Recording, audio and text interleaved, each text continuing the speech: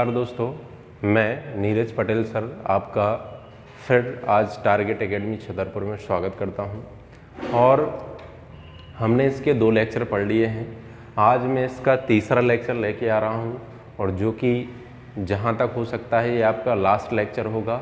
आप बहुत अच्छे से समझना, जितनी भी मैंने सारी चीज़ें बताई हैं उनको हमने बहुत अच्छे से पढ़ा है। और तीसरा जो हमारा टॉपिक है गुणनखंडों के व्युत्क्रम का योग, यानी सम ऑफ रेसिप्रोकल। हमें देखना है गुणनखंडों के व्युत्क्रम का योग कैसे करते हैं। तो दोस्तों याद रखना, थोड़ा सा मैं पहले आपको एक छोटा सा एग्जांपल लेके बताता हूँ हम इसको कैसे करेंगे। जैसे एक कोई आ गया आपका एग्जांपल मैं आपको देता हूँ 12। जैसे 12 दिया है, मैंने आपसे कहा 12 के गुणनखंडों के व्युत्क्रम का योग कितना होगा। 12 के गुणनखंडों के व्युत्क्रम का योग कितना होगा, यानी इसके रेसिप्रोकल का सम कितना होगा, हमें ये निकालना है। ध्यान से समझिए। तो 12 के गुणनखंडों के व्युत्क्रम का योग, व्युत्क्रम का मतलब होता है रेसिप्रोकल, और रेसिप्रोकल का मतलब होता है बेटा किसी भी संख्या, अगर कोई संख्या x लिखी है, इसके बटे में 1 है, इसका रेसिप्रोकल करें, व्युत्क्रम करें तो 1 बटे x हो जाता है। x बटे y लिखा है कोई का, इसका व्युत्क्रम का तो y बटे x हो जाता है। यानी इसमें अंश और हर पलट जाते हैं, न्यूमरेटर और डिनोमिनेटर चेंज हो जाते हैं, याद रखिए आप। अब हम पहले देखते हैं इसके व्युत्क्रम का योग कैसे करेंगे। समझना, मैं आपको बेसिक तरीके से और मेथड दोनों से ही अच्छे से बताऊंगा, आप समझने का प्रयास करना। पहले तो हम ये देखते हैं कि 12 को हम बेसिक तरीके से करते हैं, इसके फैक्टर कौन से होंगे। जैसे इसको हम 1 गुणे 12 लिख सकते हैं, यानी फैक्टर यानी गुणनखंड देखते हैं 12 के कौन से होंगे। जो संख्याएं 12 को पूरा विभाजित करेंगी वो सभी संख्याएं 12 के गुणनखंड कहलाती हैं। हम पिछले वीडियो में बहुत अच्छे से समझ चुके हैं। जैसे 2 का भाग जा रहा है, जितनी बार भाग जाएगा वो भी गुणनखंड होगा, जितने का भाग करेंगे वो भी होगा। 3 का करेंगे 3 चौको 12। अगर हम अब 6 का करते हैं तो 6 दूनी 12 रिपीट हो जाएगा, हमें रिपीट नहीं करना है। तो हमने देखा 12 के गुणनखंड कितने आ गए, 1 2 3 4 5 6।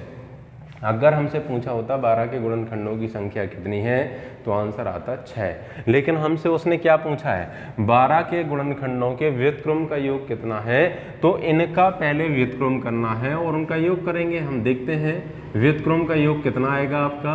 तो पहले इसका हमें व्युत्क्रम करना है, व्युत्क्रम का योग समझना आप ध्यान से। व्युत्क्रम का मतलब इनको उल्टा करना है, यानी 1 है तो 1 बटे 1, 2 लिखा है तो 1 बटे 2, 3 लिखा है तो 1 बटे 3, 4 लिखा है तो 1 बटे 4, 6 लिखा है 1 बटे 6, 12 लिखा है 1 बटे 12। हमने इन सभी का व्युत्क्रम कर दिया, यानी इसके अंश और हर को पलट दिया। अब हमें क्या लेना है इसका, अब हमें लेना है एलसीएम।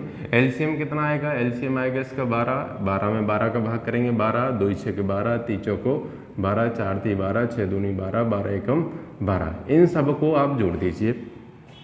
12 6 18, 18 4 22 हो गया, 22 3 25, 25 और 3 कितना हो जाएगा आपका 28 हो जाएगा। यानी हमने देखा कि इसके व्युत्क्रम का योग सम ऑफ रेसिप्रोकल कितना आ गया, यानी इसके व्युत्क्रम का योग आ गया आपका कितना, व्युत्क्रम का योग कितना आया भाई 28 बटे 12 आ गया। व्युत्क्रम का योग कितना आया 28 बटे 12। ये एकदम बेसिक तरीके से बताया है मैंने।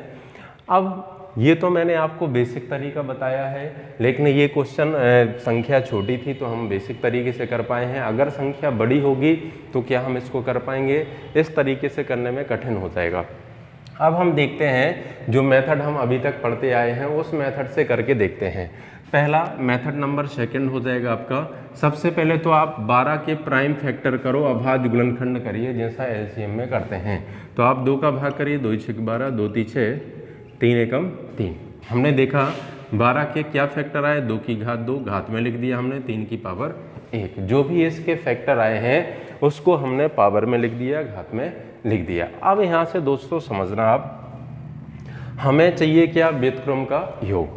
अगर हम इसका टोटल योग निकाल लें, इसका क्या निकालें, टोटल योग निकाल लें, तो योग कितना आएगा वो देखेंगे। फिर हमें चाहिए क्या, व्युत्क्रम का योग। तो उसका मैं आपको तरीका बताऊंगा हम व्युत्क्रम का योग कैसे करते हैं। तो दोस्तों इसका एक फॉर्मूला होता है कि यदि हमें व्युत्क्रम का योग चाहिए, व्युत्क्रम का योग, तो इसके लिए हम क्या करते हैं कि गुणनखंडों का टोटल योग निकालते हैं और जो भी जिस संख्या के गुणनखंड निकालने हैं उस संख्या का भाग कर देते हैं, तो किसका योग बन जाता है? आपका व्युत्क्रम का योग बन जाता है। यानी हमें क्या करना है, पहले हमें उसका टोटल योग निकालना है। टोटल योग निकालने के बाद जिस संख्या का फैक्टर निकालना है उस संख्या से हमें भाग कर देना है। तो हम पहले योग निकालते हैं। तो योग निकालने का मैंने तरीका आपको कल बहुत अच्छे से पिछले वीडियो में बताया था। जिसने ना देखा हो वो पिछला वीडियो ज़रूर देखें, शुरुआत के दोनों वीडियो देखें, ये टॉपिक आपको कभी ज़िंदगी में नहीं भूलेगा। अब यहाँ से हम देखते हैं व्युत्क्रम का योग कैसे निकालते हैं। अच्छा, कुछ बच्चों ने बोला था, बोले सर इसमें 2 की पावर 0 क्यों लेते हैं, थोड़ा हम इसकी भी चर्चा कर लेते हैं। हमें इसका योग निकालना है। कल मैंने आपको बताया था कि यदि हमें इसका योग निकालना हो तो हम क्या करते हैं, इसकी जो भी घात होती है उसको हम 0 से खोलना स्टार्ट करते हैं, बीच में प्लस का चिन्ह लगाते हैं। 2 की पावर 0 प्लस 2 की पावर 1 प्लस 2 की पावर 2 वहाँ तक खोलते जाते हैं जो भी इसकी पावर हाईएस्ट पावर हमें दी गई है। तो अब हम 2 की पावर 0 क्यों लेते हैं आप समझना। थोड़ा सा आप देखिए, जैसे मैं इसको अगर ले लूँ 2 की पावर 0, 2 की पावर 1 और 2 की पावर 2, इसको मैं अगर ले लेता हूँ 3 की पावर 0, 3 की पावर 1। ध्यान से समझना, हम व्युत्क्रम हम 2 की पावर 0 क्यों लेते हैं समझिए। आप जानते हैं 2 की पावर 0 का मतलब मान कितना, 1। यहाँ पर भी इसका मान मतलब कितना है, 1। किसी की भी पावर 0 हो उसका मान 1 होता है, हमेशा याद रखना। तो इसकी 0 है तो इसका मान 1 होगा, इसका मान भी 1 होगा। आप ध्यान से देखना, इसके वही फैक्टर आना चाहिए जो हमने यहाँ निकाले हैं, फिर उसको हम जोड़ सकते हैं डायरेक्ट। तो हम अगर 1 का इसमें गुणा करें तो कितना आएगा, 1 आएगा। 1 का 3 में गुणा करें कितना आएगा, 3 आएगा। यानी 12 का एक फैक्टर 1 है और एक फैक्टर 3 है। अगर हम 2 की पावर 1 का गुणा 1 में करें तो 2 एकम 2 आएगा, 3 में करें 2 तिया 6 आएगा। 2 की पावर 2 का मतलब 4 है, 4 का गुणा हम 1 में करें तो 4 आएगा, 4 का गुणा 3 में करें तो 4 × 3 = 12 आएगा। अब आप ध्यान से देख सकते हैं कि जो भी फैक्टर हमने लिए थे क्या ये सारे के सारे वही फैक्टर हैं। देखो आप 6 फैक्टर यहाँ थे, यहाँ पर भी कितने फैक्टर निकल के आए हैं, 6 फैक्टर निकल के आए हैं, 6 गुणनखंड निकल के आए हैं। तो आप देख सकते हैं 2 की पावर 0 क्यों लेते हैं, क्योंकि जो उसका एक फैक्टर होता है अगर हम 2 की पावर 1 से लेंगे तो वो एक फैक्टर ये हमेशा मिस हो जाएगा, ये नहीं आ पाएगा। इसलिए जब भी हमें जोड़ निकालना हो तो याद रखना हम घातों को 0 पावर से खोलना स्टार्ट करेंगे जब हमें उसका जोड़ निकालना हो, हमेशा याद रखिए। तो हम देखेंगे अब इसका जोड़ कैसे आएगा। अभी मैंने आपको बताया है कि हम 2 की पावर 0 क्यों लेते हैं, क्योंकि 2 की पावर 0 का मान होता है 1 और 1 ऐसा यूनिवर्सल फैक्टर है जो सभी का फैक्टर होता है, याद रखिए। तो हमने देखा इसका हम पहले योग निकालते हैं। योग कितना आएगा, हम इसको 2 की पावर 0 से खोलना स्टार्ट करेंगे। 2 की पावर 1 प्लस 2 की पावर 2, हम इसको खोलेंगे 3 की पावर 0 प्लस 3 की पावर 1। हम देखेंगे इसका मान 1 होगा, इसका मान 2 होगा, इसका मान 4 होगा, इसका मान 1 होगा, इसका मान 3 होगा। 4 2 6 और 1 7 हो जाएगा, यहाँ गुणा का चिन्ह आएगा, 3 और 1 4 हो जाएगा, 7 चौको 28। ये क्या निकला अभी, ये अभी हमारा निकला टोटल योग। ये क्या निकला है दोस्तों, अभी हमारा ये टोटल योग निकला, याद रखिए क्या निकला है, अभी हमारा ये टोटल योग निकला है। जबकि हमें चाहिए क्या, चाहिए है हमें व्युत्क्रम का योग, रेसिप्रोकल का योग। समझिए उसका मैंने आपको यहाँ फॉर्मूला पहले से लिख दिया है कि रेसिप्रोकल का यदि हमें योग निकालना है तो हमें क्या करना पड़ेगा, हमें क्या करना पड़ेगा, जो भी इसका योग आया है उसमें इसी संख्या से भाग कर दीजिए तो इसके व्युत्क्रम का योग बन जाता है। आप देख सकते हैं आपका वही आया कि नहीं आया, देखिए यहाँ पर भी वही आया था और यहाँ पर भी क्या आ गया, 28/12 वही का वही मिल गया। तो हमने क्या देखा कि यदि हमसे व्युत्क्रम का योग पूछा है तो पहले जैसे हम योग निकालते हैं वो योग निकालेंगे। योग निकालने के बाद जिस संख्या का हम फैक्टर कर रहे हैं उस संख्या से हम भाग कर देंगे। तो उस संख्या से भाग करने के बाद वह जो योग बनता है वो आपका व्युत्क्रम का योग बन जाता है, रेसिप्रोकल का सम बन जाता है। क्लियर हो गया, मुझे आशा है कि आपको समझ में आ रहा होगा। यदि इसके बाद भी आपको समझ में नहीं आता है तो आप मुझे व्हाट्सएप और आपका जो टेलीग्राम मैंने आपको बनाया है, टेलीग्राम से जुड़ने के लिए भी मैंने कहा था टारगेट एकेडमी छतरपुर को आप सर्च कीजिए। टेलीग्राम से भी जुड़ सकते हैं, व्हाट्सएप के माध्यम से भी, आप अपने कमेंट के माध्यम से भी बता सकते हैं कि कहाँ पर हमें प्रॉब्लम हो रही है। क्लियर? तो ये अभी मैंने आपको क्या बता दिया, किसी भी संख्या के गुणनखंडों के व्युत्क्रम का योग। अब हम आगे बात करते हैं। एक एग्जाम्पल और मैं लेके चलता हूँ, अब मैं डायरेक्ट आपको सॉल्व करके बताऊँगा। देखो दोस्तों, हम एक क्वेश्चन पढ़ चुके हैं, अब हम दूसरा क्वेश्चन लेके आए हैं। इसमें भी हम इसके गुणनखंडों के व्युत्क्रम का योग निकालेंगे, आप ध्यान से समझना। तो पहले तो हम इसके प्राइम फैक्टर करते हैं, अभाज्य गुणनखंड करते हैं। हमने देखा 60 आएगा, 23 आएगा, 2 से फिर काटा 15 आएगा, 3 से काटा 5 आएगा, 5 से काटा 1 आएगा। इसको हमें घात के रूप में लिखना है, 2 की घात 3, 3 की घात 1 और 5 की घात 1। कोई डाउट, कोई क्लियर? आपको डाउट हो तो आप कमेंट करके पूछ सकते हैं। अब हमें पहले तो निकालना है क्या दोस्तों, व्युत्क्रम का योग तो चाहिए, लेकिन व्युत्क्रम के योग का फॉर्मूला क्या होता है? कुल योग निकालना है और जिस संख्या के फैक्टर कर रहे हैं उसका हमें भाग करना है, तो उसके व्युत्क्रम का योग बन जाएगा। जैसे हमने कुल योग निकाला, कुल योग निकालने का मैंने तरीका आपको बताया है कि जो भी इसकी पावर है उसको 0 से खोलना स्टार्ट करना है। और मैंने ये बताया है 0 क्यों लेते हैं, क्योंकि किसी की भी पावर 0 हो उसका मान 1 होता है, और एक ऐसी संख्या है जो इन सभी का गुणनखंड होता है, याद रखिए। तो हम 2 की पावर 0 से लेंगे, वहाँ तक लेंगे जो भी इसकी घात दी गई है। 2 की पावर 1, 2 की पावर 2, 2 की पावर 3, बीच में गुणा का चिन्ह, 3 की पावर 0, 3 की पावर 1, 5 की पावर 0, 5 की पावर 1। अब इसको हम सॉल्व करते हैं। यहाँ ये 1 आएगा, ये 2 आएगा, ये 4 आएगा, ये 8 आएगा। देखते जाना दोस्तों, ये 1 आएगा, ये 3 आएगा, ये 1 आएगा, ये 5 आएगा। देखें प्यारे बच्चों, इसको हम जोड़ते हैं। 8 4 12 और 3 15 हो जाएगा, 3 और 1 4 हो जाएगा, 5 और 1 6 हो जाएगा। 15 चौको 60 और 6 छंग 36, यानी जोड़ कितना आ गया? हमने देखा इसका जोड़ कितना आया, गुणनखंडों का टोटल योग कितना आ गया? 360 आ गया। हमने देखा गुणनखंडों का टोटल योग कितना आया? 360 आ गया। हमें चाहिए क्या? हमें चाहिए व्युत्क्रम का योग। क्या चाहिए हमें? इसके व्युत्क्रम का योग चाहिए। तो व्युत्क्रम का योग हमें फॉर्मूला पता है कि क्या होता है फॉर्मूला, कि व्युत्क्रम का योग बराबर, व्युत्क्रम का योग बराबर कुल योग। कुल योग कितना है? 360 है। किस संख्या के फैक्टर किए हमने? 120 के किए, तो 120 से आप भाग कर दीजिए, 12 3 36। बताइए दोस्तों, इसके व्युत्क्रम का योग कितना आ गया? तो बेटा इसके व्युत्क्रम का योग आ गया 3। मुझे आशा है कि ये आपको समझ में आया होगा, बहुत अच्छे से समझ में आया होगा। अब आप ऐसी कोई सी भी संख्या ले सकते हैं जिसके हमें व्युत्क्रम का योग निकालना है, तो आप बहुत ही आसानी से इसको निकाल सकते हैं। आपको कुछ नहीं करना, आप पहले सभी का कुल योग निकालिए। कुल योग में आप जिस संख्या के फैक्टर कर रहे हैं उसका भाग कर दीजिए। अब हम देखते हैं इसका नेक्स्ट टाइप। अगला टाइप लेके आ रहे हैं, ये आपको समझ में आ गया होगा। देखें दोस्तों, व्युत्क्रम का योग हो गया है। अब हमने, जब मैंने पहले दिन वीडियो बनाया था तो उसमें मैंने आपको आउटलाइन बनवाई थी, उसमें आपको मैंने बताया था हमें क्या क्या पढ़ना है। तो जो अगला टाइप है हमारा, जो नेक्स्ट टाइप है, जो भी नंबर का हो आप डाल लेना, जो नेक्स्ट टाइप है उसमें मैंने लिखा था परफेक्ट स्क्वायर, यानी ऐसे गुणनखंड निकालना जो पूर्ण वर्ग हों। यानी अगली जो हेडिंग होगी हमारी वो होगी आपकी कि पूर्ण वर्ग वाले गुणनखंडों को निकालना। किसको निकालना?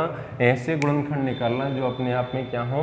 पूर्ण वर्ग हों। जैसे मैं फॉर एग्जांपल दे दूं आपको, हेडिंग आप डाल सकते हैं पूर्ण वर्ग वाले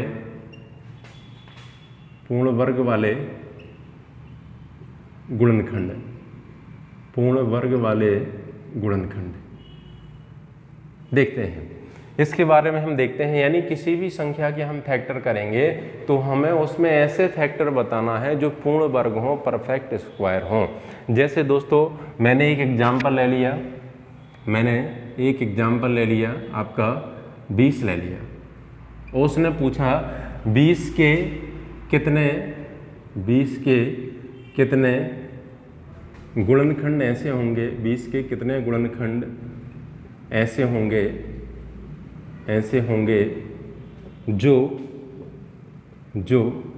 पूर्ण वर्ग हों। याद रखिए दोस्तों, जो क्या हों, पूर्ण वर्ग हों, परफेक्ट स्क्वायर हों। देखिए आप, उसने हमसे पूछा है 20 के ऐसे कितने गुणनखंड होंगे जो पूर्ण वर्ग हों, परफेक्ट स्क्वायर हों। तो हम सबसे पहले बेसिक तरीके से देखते हैं कि 20 को कौन कौन सी संख्या काटती है। तो दोस्तों याद रखिए, हम जिस संख्या का भाग करेंगे वो भी उसका फैक्टर होगा, और जितनी बार भाग जाएगा वो भी उसका फैक्टर होगा।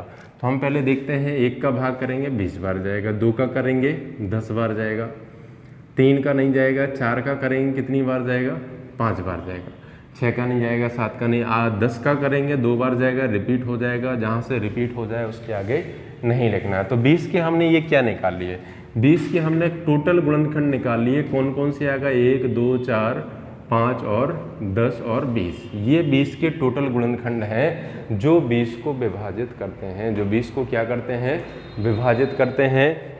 अब हमें इसमें ऐसे गुणनखंड देखना है जो अपने आप में पूर्ण वर्ग हों, यानी जिसका हम वर्गमूल निकालें तो पूरा पूरा वर्गमूल निकले। तो दोस्तों आप देख सकते हैं इसमें ऐसी कौन सी संख्या है जो पूर्ण वर्ग हैं। तो 1 तो हमेशा पूर्ण वर्ग होता है, एक ये हो गया, 4 भी पूर्ण वर्ग है, 2 का स्क्वायर होता है। अब बताइए क्या इन 2 के अलावा कोई और ऐसी संख्या है जो पूर्ण वर्ग है? मुझे तो नहीं दिख रही है भी नहीं है। तो हमने देखा इसके ऐसे कितने फैक्टर हैं जो पूर्ण वर्ग हैं। तो पूर्ण वर्ग वाले फैक्टर, पूर्ण वर्ग वाले फैक्टर्स हमने देखा ऐसे कितने फैक्टर हैं। तो दोस्तों ऐसे 2 फैक्टर हैं। यही हमसे पूछा था कि 20 के कितने गुणनखंड ऐसे होंगे जो पूर्ण वर्ग हों। तो 20 के ऐसे कितने गुणनखंड हैं जो पूर्ण वर्ग हैं, हमने बहुत ही बेसिक तरीके से निकाला। पहले हमने 20 के सभी गुणनखंड निकाल दिए, फिर हमने उसमें से पूर्ण वर्ग को अलग कर दिया। ये तो हो गया हमारा बेसिक तरीका। लेकिन हम रियल में इसको अगर पेपर में बड़ी संख्या आती है तो हम कैसे करेंगे, आप ध्यान से समझना। काम वही करेंगे हम जो अभी तक करते आए हैं, इसके अभाज्य गुणनखंड करेंगे।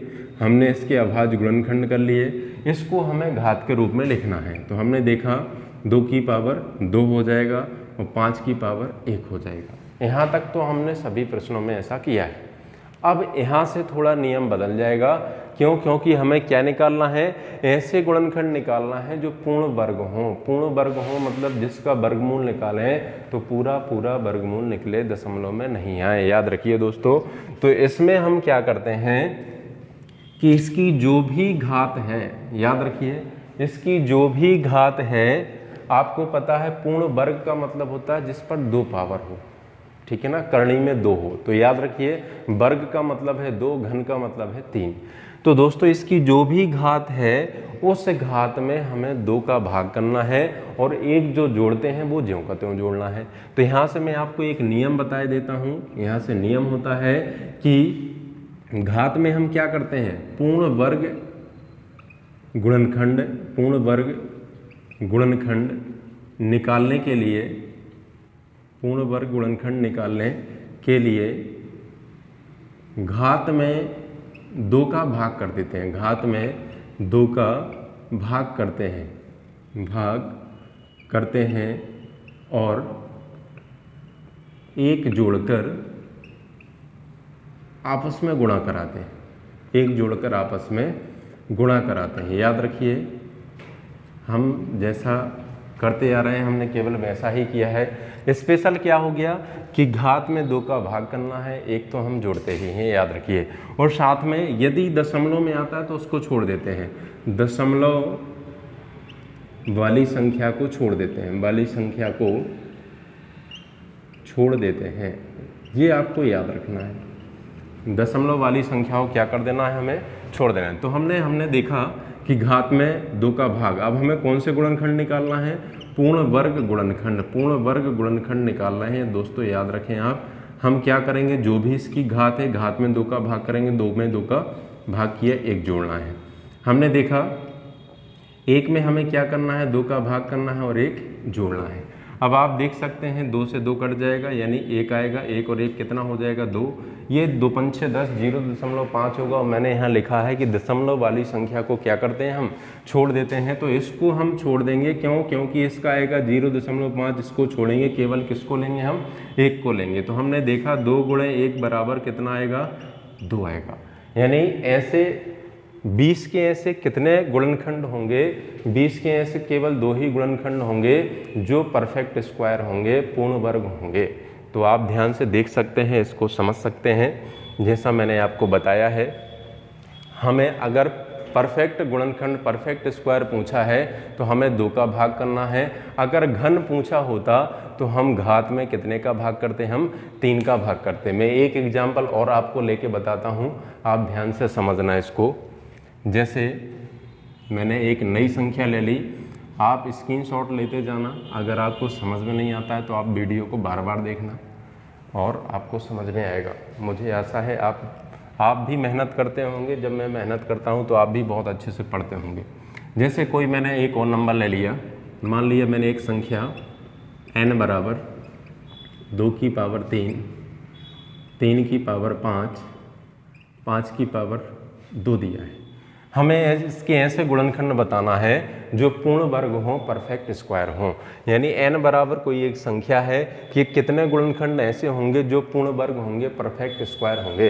तो दोस्तों हमें पता है हमें क्या करना है, घात में 2 का भाग करना है और 1 जोड़ देना है। तो हम देखते हैं, घात में 2 का हम भाग करेंगे, 1 जोड़ेंगे, घात में 2 का भाग करेंगे, 1 जोड़ेंगे, घात में 2 का भाग करेंगे और 1 जोड़ेंगे। वही काम करते आ रहे हैं जो अभी पिछले क्वेश्चन में किया था।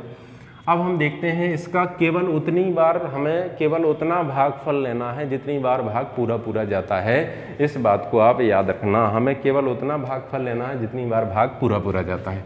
3 में भाग दिया, हम देखेंगे कितना आएगा, 2 एकम 2, यानी हमें केवल 1 लेना है, 1 + 1। 5 में हम 2 का भाग करेंगे, 2 दूनी 4, फिर 1 बचेगा, 1 में भाग नहीं जाएगा। अगर मैं लिखना भी चाहूँ तो 1.5 आएगा, 2 दूनी 4, 2.5 आएगा, 2 एकम 2 आएगा। और मैंने बताया दशमलव वाली संख्या को छोड़ देना है, दशमलव के बाद वाली संख्या को हमें छोड़ देना है। याद रखिए, हमने ये 5 को छोड़ दिया, केवल किसको लिया 1, 0.5 को छोड़ा, केवल किसको लेना है 2। यानी हमें केवल वो संख्या लेना है जितनी बार भाग पूरा पूरा जाता है, दशमलव के बाद वाली संख्या को छोड़ना है। क्यों, क्योंकि गुणनखंड दशमलव के रूप में नहीं होते, याद रखिए आप। अब मैंने देखा यहाँ 2 + 1 आ गया, यहाँ 1 + 1 आ गया। दोस्तों देखिए आप, 2 3 2 2 3 6 6 दूनी 12। यानी अगर हम इस संख्या को पूरा पूरा इसको बनाते, फिर उस संख्या में हम पूछते कि ऐसे कितने गुणनखंड होंगे जो पूर्ण वर्ग होंगे, यानी ऐसे फैक्टर कितने होंगे जो perfect square number of perfect square factor. हम देखेंगे ऐसे कितने गुणनखंड होंगे इस संख्या में जो पूर्ण वर्ग होंगे, तो उसकी संख्या कितनी आएगी आपकी, उसकी संख्या आपकी 12 आएगी। एनी डाउट, आपको बहुत अच्छे से समझ में आया होगा। हमें क्या करना है, घात में 2 का भाग करना है, दशमलव के बाद वाले अंकों को हमें छोड़ देना है। कोई सी भी संख्या दी गई हो, आपको याद रखिए। अभी मैंने बात की किसकी, पूर्ण वर्ग वाले गुणनखंड की। अब मैं बात करता हूँ पूर्ण घन वाले गुणनखंड की। दोस्तों कुछ नहीं करना है, अगर वर्ग के बाद घन की बात आती है, इसको मिटा रहा हूँ मैं, अगर हमसे वो पूर्ण घन वाले फैक्टर पूछता है, परफेक्ट क्यूब पूछता है, तो हमें कोई दिक्कत नहीं है। जहाँ हम 2 से भाग करते थे, वहाँ अब हम कितने से भाग करेंगे, वहाँ हम 3 से भाग करेंगे। जैसे मैं यहाँ पर कोई सा भी एक एग्जाम्पल ले लेता हूँ, जैसे मैंने यहाँ पर कोई सा भी एग्जाम्पल ले लिया, मैंने एक संख्या ले ली आपकी यहाँ, जैसे फॉर एग्जाम्पल मैंने ले लिया आपका 360, हाँ 360 ले लिया। 360 के कितने गुणनखंड ऐसे होंगे जो पूर्ण घन होंगे, क्या होंगे, पूर्ण घन हों। अब हमें वर्ग नहीं चाहिए, अब हमें क्या होना चाहिए, पूर्ण घन होना चाहिए, परफेक्ट क्यूब होना चाहिए। यहाँ पर मैं चेंज करता हूँ पूर्ण घन वाले गुणनखंड। याद रखें, आप देखते जाएं, 360 के ऐसे गुणनखंड चाहिए जो क्या हो, अपने आप में पूर्ण घन हो, परफेक्ट क्यूब हो। तो 360 के पहले तो आप फैक्टर कर लीजिए।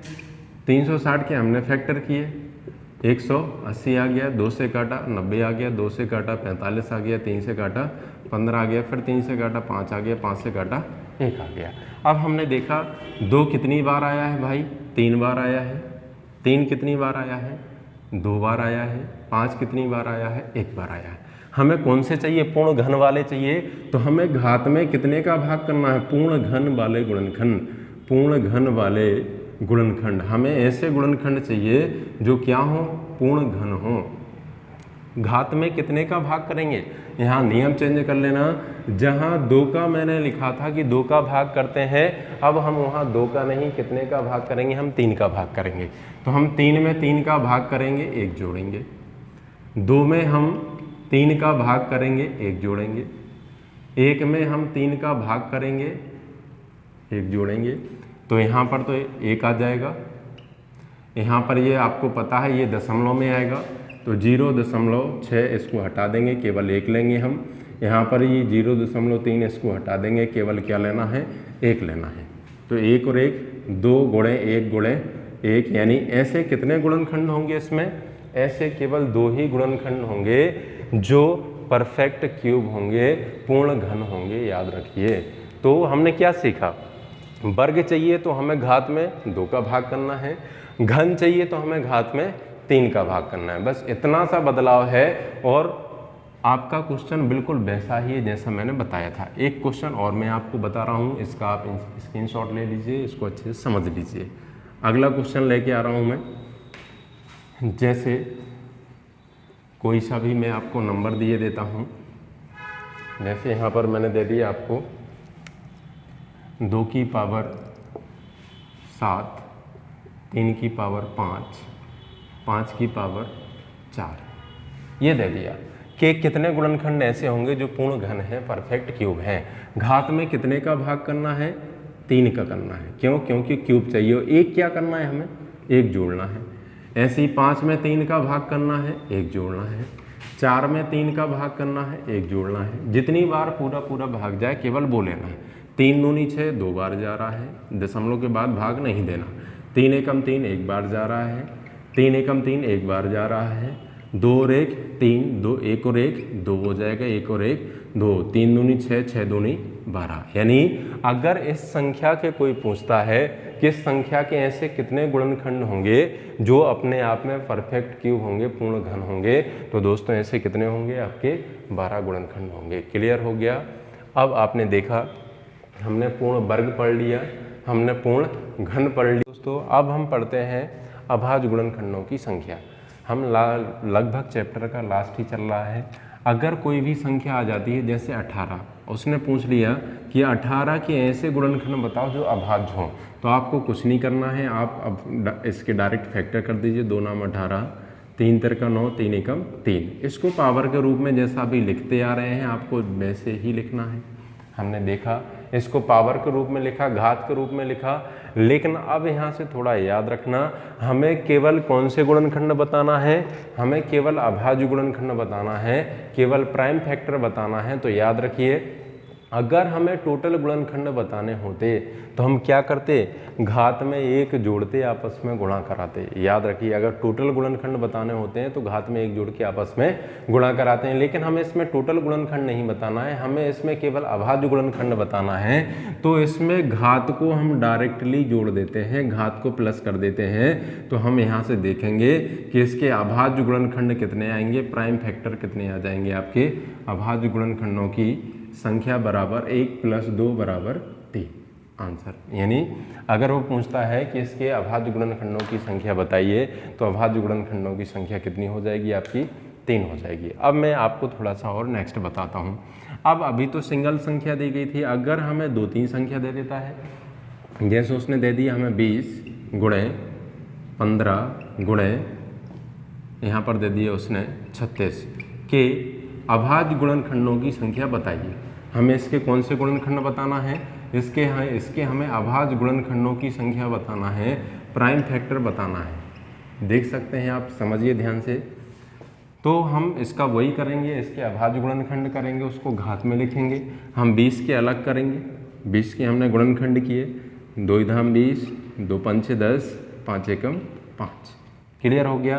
15 के हमने अभाज्य गुणनखंड किए, 3 से काटा, 3 5 15, 5 एकम 5। 36 के हमने अभाज्य गुणनखंड किए, 18 आ गया, 2 से काटा, 2 नाम 18, 3 से काटा, 3 तिरका 9, 3 से काटा, 3 एकम 3। आप ऐसे भी काउंट कर सकते हैं, 1 2 3, देखो कितने आए थे आपके, 3 आए थे। आप चाहे ऐसे काउंट कर लीजिए, चाहे इसको घात में लिख करके आपस में जोड़ दीजिए, बात वही है। तो आप चाहें तो इसको डायरेक्ट कर सकते हैं। जैसे मैंने देखा यहाँ पर 2 1 2 3, इसके कितने निकल के आए हैं, 3 आए हैं। 1 2, इसके कितने आए हैं, 2 आए हैं। 1 2 3 4, इसके कितने आए हैं, 4 आए हैं। इसको हम क्या करेंगे, आपस में इसको जोड़ देंगे, 3 2 5, 5 और 4 कितने हो जाएंगे, 9 हो जाएंगे। अगर आप इसको वैसे भी करते हैं, घात बना करके भी करते हैं, तो भी आपका आंसर यही आएगा। क्यों, क्योंकि 2 कितनी बार है, 2 बार है। यहाँ पर 5 कितनी बार है, 1 बार है। और इनको आपस में गुणा करके लिखना है, क्योंकि बीच में गुणा का चिन्ह है। 3 कितनी बार है, 1 बार है। 5 कितनी बार है, 1 बार है।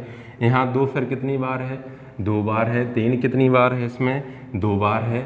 इन घातों को जोड़ो, 2 2 4 1 5 6 7 2 9। आप चाहे इसको घात में लिख करके घातों को जोड़ दीजिए, और चाहे आप इसके जो भी फैक्टर आते हैं इनको डायरेक्टली भी आप जोड़ सकते हैं। याद रखिए, आप किसी भी तरीके से इसको कर सकते हैं। अगर अभाज्य गुणनखंड पूछता है तो आपको उसके प्राइम फैक्टर करना है, उसको आपस में काउंट करना है। काउंट करने के बाद इसके बीच में भले ही गुणा का चिन्ह है, लेकिन इसके जो भी गुणनखंड आते हैं उनको हमें क्या करना है, प्लस करना है। याद रखिए, अगर आप इसमें कंफ्यूज हों तो इसके जो भी गुणनखंड आए उसको आप घात में लिख दीजिए और सभी घातों को आप जोड़ दीजिए। किसी भी प्रकार से हम कर सकते हैं। अब मैं इसका आपको एक क्वेश्चन और बताता हूँ। अब मान लिया अगर इसके ऊपर पावर दी होती, जैसे एक मैं क्वेश्चन लेके आता हूँ, जैसे फॉर एग्जांपल दिया है आपका 10 की पावर 10 गुणे, यहाँ पर दे देगा आपका 30 की पावर 5 गुणे, यहाँ पर आ जाएगा आपका 18 की पावर 6 के अभाज्य गुणनखंडों की संख्या कितनी है, इसके प्राइम फैक्टर की संख्या कितनी है। हमें ये निकालना है कि इसके अभाज्य गुणनखंडों की संख्या कितनी है, अभाज्य गुणनखंडों की संख्या कितनी है, इसके प्राइम फैक्टर कितने हैं, हमें ये बताना है। दोस्तों हमें कुछ नहीं करना है, काम वही करेंगे जैसा अभी करते आए हैं। 10 के आप गुणनखंड करा दीजिए, 2 पंचे 10, 5 एकम 5, कितने आए हैं इसके, 1 2 आ गए हैं। हमने देखा 30 के आप फैक्टर करा दीजिए, 15, 3 से काटा 5, 5 से काटा 1, 1 2 3, इसके कितने आ गए हैं, 3 आ गए हैं। आप इसमें भी कर सकते हैं, 18 के फैक्टर करा दीजिए, 2 नाम 18, 3 तिरका 9, 3 एकम 3, इसके कितने आ गए हैं, 3 आ गए। अब हमने देखा कि घात क्या दी गई थी, हमें घात दी गई थी 10। आप देख सकते हैं केवल 10 के फैक्टर कितने आए हैं, 2, लेकिन ये 10 कितनी बार लिखा है, 10 बार लिखा है, तो ये 2 2 2 2 कितनी बार आएंगे, 10 बार आएंगे। तो जो भी इसके फैक्टर आते हैं, जो भी इसकी घात दी गई है, आप इसमें घात का गुणा करा दीजिए और आप इसको प्लस कर दीजिए। 5 गुणे 3 और 6 गुणे 3 कितना हो जाएगा आपका, जो हो जाएगा 10 दूनी 20, 5 × 15, 6 × 18, इसको जोड़ दीजिए, 20 15 35, 35 18 कितना हो जाएगा, 53। हमने देखा इसके गुणनखंडों की संख्या कितनी आ गई है आपकी, 53 आ गई है। आप ऐसा भी कर सकते हैं, अगर आपको ऐसे नहीं करना है तो आप घात बना के भी कर सकते हैं। हमने देखा 2 गुणे 5, इसके यही फैक्टर आए हैं। इसकी पावर कितनी थी, 10, तो 10 यहाँ लगा दी, 10 यहाँ लगा दी। हमने देखा 30 के फैक्टर कितने आए हैं, 2 गुणे 3 गुणे 5, 2 गुणे 3 गुणे 5, इसकी घात कितनी थी, इसकी घात भाई 5 थी तो 5 लगा दी। फिर हमने देखा 18 के फैक्टर कितने हैं, 2 गुणे 3 गुणे 3, घात कितनी थी, 6 थी, हमने सब में घात 6 लगा दी। अब मैंने बताया ना, आप चाहे इसके संख्या को गिन के घात से गुणा करके सभी को जोड़ सकते हैं, या फिर आप क्या कर सकते हैं, घात में लिख करके घातों को जोड़ सकते हैं। 10 10 20 20 5 25 30 35 35 6 आपका 41 6 47 47 6 कितना हो जाएगा 53, यानी घातों को आपस में आप जोड़ दीजिए। हमने घातों को जोड़ दिया, ये बहुत ही सरल टॉपिक है। वो घातों को जोड़ा तो कितना आ गया आपका 53 आ गया, याद रखिए आप। तो हमें क्या करना है, अगर हमसे अभाज्य गुणनखंडों की संख्या पूछता है, अगर हमसे अभाज्य गुणनखंडों की संख्या पूछता है तो हमें उसके पहले अभाज्य गुणनखंड कर देना है। अभाज्य गुणनखंड करने के बाद जो भी उसकी संख्या आती है उसको नीचे लिखना है, घात का उसमें गुणा करा दीजिए और बाद में प्लस कर दीजिए। या फिर आप घात में इसको बना सकते हैं, घातों को आपस में जोड़ सकते हैं। तो दोस्तों अब हमारा जो फैक्टर वाला टॉपिक है ये ख़त्म हो गया है। इसमें जितना भी जो कुछ था लगभग मैंने आपको पूरा बता दिया है। और मैं आपसे बार बार कहता हूँ कि आपको यदि बहुत अच्छे से समझना है तो आप इस टॉपिक के सभी वीडियो देखिए, और अगर आपको वीडियो अच्छा लगे तो मैं बार बार कहता हूँ लाइक कीजिए, शेयर कीजिए और सब्सक्राइब कीजिए। साथ ही साथ बेल आइकन पर ज़रूर क्लिक कीजिए। बहुत बहुत धन्यवाद।